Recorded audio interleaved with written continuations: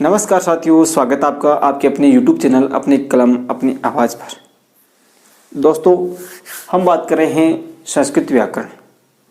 संस्कृत व्याकरण में हमने माहेश्वर सूत्र, स्वर व्यंजन वर्गीकरण, वर्ण विचार, उच्चारण स्थान, इनके बाद में संधि स्टार्ट की। संधि में हमने स्वर संधि की बात कर ली है, व्यंजन संधि की बात कर ली है और विसर्ग संधि में सत्व संधि की बात भी कर ली है।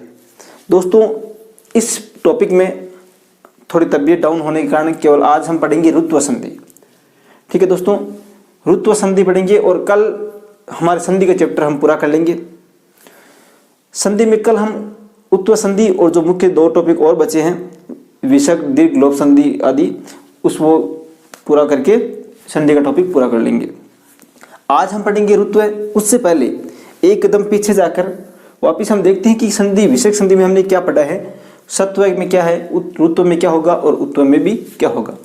इन तीनों को एक साथ एक बार समझ लो, कभी भी नहीं भूलो कि विसर्ग संधि में मिक्स नहीं होगा कभी भी। ठीक है, तो दोस्तों सत्व कहाँ होती है, सबसे पहले तो ये ध्यान देना। ये तो तय है कि विसर्ग संधि में विसर्ग तो होगा। तो दोस्तों मैं शुरू करूं उससे पहले तब तक आप वीडियो को लाइक कर देना और जितने भी आप ग्रुप्स में जुड़े हैं, जो भी आपके फ्रेंड्स हैं, भाई बहन जो भी हैं, उन तक ये वीडियो शेयर कर देना। और दोस्तों, आप चैनल पर नए हैं और पहली बार वीडियो देख रहे हैं और अभी तक चैनल सब्सक्राइब नहीं किया तो सब्सक्राइब कीजिए और बेल आइकन दबा लीजिए, जिससे हमारे सभी वीडियो के नोटिफिकेशन आपके पास पहुंचते रहे। ठीक है दोस्तों, और आपने अभी तक टेलीग्राम ग्रुप ज्वाइन नहीं किया है, वो भी नीचे डिस्क्रिप्शन में लिंक है, पहले कमेंट में लिंक है, वहाँ से टेलीग्राम ग्रुप ज्वाइन जरूर करें। दोस्तों बात कर रहे हैं तीनों की। ठीक है, ये तो तय है कि विसर्ग तो होगा और विसर्ग कब होगा, प्लस से पहले होगा। कहाँ होगा, प्लस से पहले होगा। अब तीन कंडीशन है। पहली कंडीशन सत्व है। सत्व में हमें विसर्ग से पहले नहीं देखना है, कुछ भी हो। ठीक है, विसर्ग से पहले कुछ भी हो, लेकिन बाद का यहाँ इंपॉर्टेंट है। दोस्तों सत्व में उत्व ऋत्व में क्या फर्क है वो देखिए। विसर्ग के बाद पहला दूसरा, यहाँ पर पहला दूसरा दोनों में भी नहीं है, ये एक भ्रम मिटा लेना। स ये भी इन तीनों में, इन दोनों में नहीं है, ऋत्व उत्व में। तो जहाँ पर सीधी सी बात है, विसर्ग के बाद यदि पहला दूसरा स ये हो, ये इन दोनों में नहीं है, एक बार इनको भूल जाइए। यदि पहला दूसरा और स क गड़ में वाला जो 5 वर्ग होते हैं, क वर्ग च वर्ग, इनमें पहला दूसरा वर्ण हो और तीनों स वो हो, तो ये सीधी सी बात है कि विसर्ग का क्या होना है, स, या ये स हो या ये हो या ये हो। ये किस प्रकार होते हैं, कौन कौन से होते हैं, ये हमने पीछे की वीडियो में बात कर ली है सत्व संधि में। तो बात यही है कि यदि पहला दूसरा स हो तो सत्व संधि, विसर्ग का स होना है। ठीक है, क्लियर। अब बात करते हैं, अब भूल जाइए इनको। ठीक है, अब पहला दूसरा और स को भूल जाइए। अब बात करते हैं केवल हमारे हिंदी वर्णमाला में क्या बचे हैं, कौन कौन से वर्ण बच गए, तीसरा, चौथा, पांचवा। पहला दूसरा यहाँ गया। अब ये तो तय है कि र अगर विसर्ग का बनेगा और यहाँ विसर्ग का उ बनेगा, तो र और उ कब बनेगा, यदि विसर्ग के बाद में। पहला दूसरा तो यहाँ गया, तीसरा, चौथा, पांचवा। ठीक है, फिक्स है। तीसरा, चौथा, पांचवा यहाँ भी रहेगा और यहाँ भी रहेगा, दोनों में रहेगा। ये व रे ल है, इनमें क्या बचे, स। इनके अलावा क्या बचे हैं, ये रे ल व और है, ये बच गए। तो ये इन दोनों में रहेंगे, स्वर भी दोनों में रहेंगे। तो जो भी वर्ण बचे हैं, कहने का मतलब क्या है, स्वर और व्यंजन इन दोनों में, इन पहले दूसरे और स के अलावा जो भी बचे हैं वह ऋत्व और उत्व में आएगा। अब दोस्तों र कहाँ होता है, उ कहाँ होता है, वो देख लीजिए। यदि विसर्ग से पहले ए नहीं हो, ए नहीं हो, यहाँ पे विसर्ग हो और विसर्ग से पहले ए नहीं होना चाहिए, तब तो होगा र। वर्ण तो यही होंगे दोनों में, परंतु विसर्ग से पहले ए नहीं हो, ए के अलावा कोई सा भी स्वर हो, ए के अलावा कोई सा भी स्वर हो, वहां होता है विसर्ग के स्थान पर, वहां इसे विसर्ग के स्थान पर क्या होता है, र होता है, आधा र हो जाता है। याद रखना, एक बार फिर देख लेना। ये तो तय है कि पहला दूसरा यहाँ गया, स आ गया, इसके अलावा जो भी वर्ण बचे हैं, तीसरा, चौथा, पांचवा, ये र है और स्वर, सभी स्वर वो इन दोनों में आने हैं। तो ये बात तो सेम हो गई, प्लस के आगे वाली तो ये तो आप देखते ही पता लगेगा कि पहला दूसरा और स आएगा, तो इसका तय निश्चित है कि विसर्ग के स्थान पे क्या होना है, सही होना है। अब स कौन सा होना है वो हमने बात कर ली है, वो वीडियो पीछे वाला देखिए। यदि ये आए तो आपको दिमाग में सीधी एक ही बात आनी है, तीसरा चौथा पांचवा विसर्ग के बाद में देखिए वो ये वाला है और स्वर देखिए, तो आप दिमाग में लगाना या तो आएगा र या आएगा उ। ठीक है, अब र कहाँ आएगा? अब सोचिए विसर्ग के बाद पहले, यदि विसर्ग से पहले ए नहीं दिखे, ए नहीं हो तब तो करना है र, रुत्व हो जाएगी, और ए हो तो हो जाएगा उ, उत्व हो जाएगी। ये है विसर्ग संधि। अब आज बात करते हैं रुत्व संधि की। ठीक है दोस्तों, रुत्व संधि, अब देखिए रुत्व में हमने पूरी बात कर ली है, यही रुत्व संधि है। अब मैं इन दोनों को मिटा रहा हूँ, आप चाहें तो एक स्क्रीनशॉट ले सकते हो, इनका स्क्रीनशॉट ले लीजिए और दोस्तों एक बार ये कॉपी में नोट कर लीजिए, अपने नोट जो भी है उसमें नोट कर लीजिए। दोस्तों ये सूत्र से आपको केवल ये जो तरीका है, इससे कभी भी विसर्ग संधि आपके मिक्स नहीं होगी। ठीक है, तो ये मिटा दूँ पहला, दूसरा स ये सत्व की बात हमने कर ली है।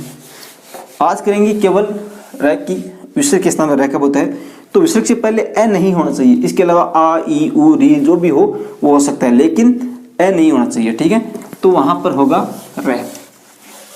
केवल इतनी की बात करेंगे हम, विसर्ग के पहले ए नहीं हो और तीसरा चौथा पांचवा, पहला दूसरा होगा तो स हो जाएगा, स होगा तो भी स हो जाएगा। ये वर्ण हो तो या तो र होगा या उ हो, तो ये विसर्ग से पहले वाली बात कर लो, यदि ए नहीं है तो र हो जाएगा और ए है तो उ हो जाएगा। अब हम एक उदाहरण की मदद से समझने की कोशिश करेंगे कि विसर्ग से पहले ए नहीं हो तो किस प्रकार। जैसे शब्द आ गया परीक्षा में आसी ही, ठीक है, विसर्ग है, इससे पहले देखिए ए नहीं है। ठीक है, आसी ही धन वाद, आसी ही धन वादम कर देते हैं। ठीक है, तो दोस्तों यहाँ पे अब गौर से देखिए, आसी ही धन वादम, तो यहाँ पे देखिए विसर्ग से पहले ए नहीं है, क्या है? आ से, और इसमें मात्रा किसकी है? दीर्घ ई की है, और बाद में क्या है? विसर्ग। इसके बाद में देखिए वाह आ गया, क्या आ गया? वाह। तो हमने बात की पहला दूसरा स ये हो तो विसर्ग के स्थान पर स होना है, तो वो दोनों नहीं है, पहला दूसरा भी नहीं है और स ये भी नहीं है, तो वह आ गया। इसका मतलब क्या है? या तो होगा विसर्ग के स्थान पर र या होगा उ। ठीक है, तो अब देखिए बात करते हैं विसर्ग से पहले। तो हमने बात की विसर्ग से पहले ए नहीं हो, ए हो तो उ होगा।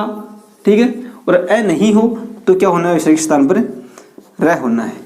ए नहीं है तो र हो जाएगा, और हैवे से उतार दो आ से। ठीक है, और ई का ई लिख दिया हमने दीर्घ, और वाद का वादम का वादम। ठीक है, अब देखिए दोस्तों इनको मिलाइए, आ से में वापिस मिला देते हैं दीर्घ ई, ये दीर्घ ई लगा दिया। अब विसर्ग जो था यहाँ पे, इस विसर्ग का क्या बन गया? र। तो र आधा है तो आधा कहाँ चला जाएगा? ऊपर। ठीक है, तो ये ऊपर। ठीक है, और ये वादम। इस प्रकार से दोस्तों आपको ध्यान देना है, आशीर्वादम विसर्ग का र का बनता है, यदि विसर्ग से पहले ए नहीं हो तो विसर्ग का र बन जाता है। इसी प्रकार पितुहु धन इच्छा, पितु धन इच्छा। तो दोस्तों यहाँ पे देखिए पितु धन इच्छा बात कर लेते हैं, वही विसर्ग से बाद में क्या है? ए स्वर है, कोई बात नहीं, स्वर है। यदि हमने बात की थी पहला दूसरा और स इनके अलावा कोई भी वर्ण यानी स्वर अगर कहीं भी होगा विसर्ग के बाद में तो ये निश्चित है। यदि विसर्ग के बाद में स्वर है प्लस से आगे तो निश्चित है या तो र बनेगा या उ। ठीक है, अब र या उ में मिक्स नहीं हो तो इसके लिए है प्लस से पहले। देखिए यदि प्लस से पहले ए है, विसर्ग से पहले ए है, तब तो हो जाएगा उ हो जाएगा, और ए नहीं है तो होगा र। ठीक है, तो यहाँ पे देखिए पी तू का तू कर दिया, और विसर्ग के स्थान पे क्या कर दिया? र और इच्छा। अब इनको मिलाया बितुर इच्छा। इस प्रकार से दोस्तों ये हो गई हमारी रुत्व संधि। दोस्तों 2-4 उदाहरण और देख लीजिए। आपको पता है उदाहरण यहाँ मैं कम ही बताता हूँ, अब चाहे 2 बता दो, 4 बता दो, 10 बता दो, बात वही रहने वाली है। ठीक है, सबसे अच्छा तरीका कब होगा? कि जब आप यहाँ पे समझ के अपनी किताबों में समझने की कोशिश करेंगे, अपनी किताबों में उन उदाहरणों को देखेंगे। जब तक आप खुद समझने की कोशिश नहीं करेंगे, आप कितना ही पढ़ लो समझ में नहीं आने। ऐसे रटने वाली बात होगी, ये पढ़ते जाओ कोई मतलब नहीं है। जब तक आप खुद यहाँ समझने की कोशिश नहीं करेंगे कौन से वर्ण मिल रहे हैं। यदि मैंने जिस प्रकार अभी 3 संधियाँ बताई वो एक बार फॉर्मूला आपने समझ लिया, अपने दिमाग में बैठा लिया, तो फिर कोई भी संधि मिक्स नहीं होगी विसर्ग संधि में। इसी प्रकार से स्वर, इसी प्रकार से व्यंजन संधियाँ याद करनी है। देखिए एक बार वापस देख लीजिए उदाहरण, 3-4 उदाहरण है। हमने बात की विसर्ग से पहले ए नहीं होना चाहिए और बाद में स्वर पहला तीसरा चौथा पांचवा ये रे है हो, ठीक है। पहला दूसरा और स हो तो विसर्ग का स होना है, और पहले दूसरे और स के अलावा कोई भी वर्ण हो, स्वर व्यंजन में तीसरा चौथा पांचवा ये रे है हो, तो वहां पर विसर्ग का रे या उ हो जाता है। अब रे और उ के लिए विसर्ग से पहले देखिए, यदि ए नहीं है तो क्या होगा, रे होगा, और ए है तो उ होगा। तो यहाँ पे ए नहीं है, विसर्ग से पहले ई आ गया तो क्या होगा विसर्ग का, तो हरी का हरी लिख दिया, ठीक है। अब आगे देखिए रे बना दिया आधा, आधा है अभी तक। अब आगे अगर स्वर है तो उस स्वर इसमें मिला देते हैं और रे बन गया पूरा। क्या बन गया, रे बन गया पूरा, और आगे वाला यहाँ पे लिख दिया हरी रवदत, ठीक है। इस प्रकार से आपको ध्यान देना, अगर यदि स्वर आगे हो तो उस रे में वो स्वर मिला देना है। इसी प्रकार शिशु आगछत, ठीक है। तो यहाँ पे देखिए शिशु का शिशु लिख दिया, विसर्ग से पहले उ है, ए नहीं है तो विसर्ग का क्या बनेगा, रे बनेगा, तो रे बना दिया। और आगे क्या है, आ की मात्रा है तो इसमें आ की मात्रा लगा दी, और आ से जो भी आगे है वो यहाँ पे लिख दिया शिशुरागछत, ठीक है। इसी प्रकार हरे धन भजनम, तो दोस्तों हरे का हरे लिख दिया, विसर्ग से पहले एक की मात्रा है मतलब विसर्ग का रे बनना है, ठीक है। तो रे बना दिया। अब रे बनाया, लेकिन यहाँ पे देखिए आगे स्वर नहीं है, तो यदि स्वर नहीं है तो मतलब रे आधा ही रहेगा, तो रे कहाँ चला जाएगा, ऊपर चला जाएगा आधा, और भजनम का भजनम लिख दिया, ठीक है। इसी प्रकार गुरु भाषणम, तो दोस्तों गुरु का गुरु लिख दिया।